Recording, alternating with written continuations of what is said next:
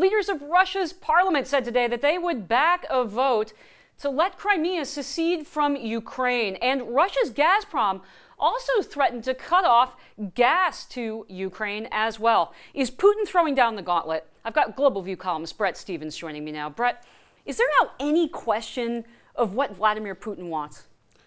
Well, there is in the following sense, which is just how far his ambitions go. There's a question over whether he will extend his sort of revanchist mission not only to eastern Ukraine, but there are Russian populations in the larger old Soviet Union in places like Kazakhstan, the Baltic states, Estonia, Latvia, Lithuania.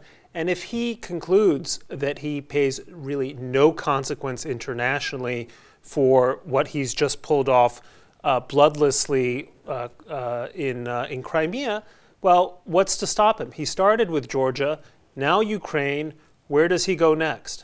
Last night, the White House sent out an email to the folks on their press list saying that the president had talked for an hour with Vladimir Putin. And then this morning, we get this news of potentially gas exports being cut off. Is there a cause and effect there? Yeah, Brad? You can almost say that, that to the extent that Putin is reassured that the Obama administration and the Europeans just want to give him an off-ramp, want to de-escalate, he's going to escalate. His answer to our offers of de-escalation is more escalation. And really, when you think about it, Mary, this is a Russian dictator who has never once faced any kind of serious resistance, not only, I dare say, from this president, but also from his predecessor, for incredibly aggressive moves. I wrote a column in November 2006 called Russia, the Enemy. That was after Russian agents, it seems, put polonium, a nuclear material, in the tea of a Russian dissident living in London. It was clear a long time ago that Russia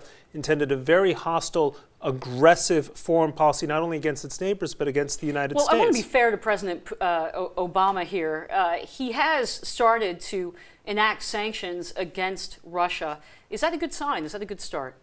Yeah, I guess it is. You don't sound convinced, Bret. Well, look, when Brezhnev invaded Afghanistan, Jimmy Carter at least pulled out of the Olympics, which were then happening in Moscow.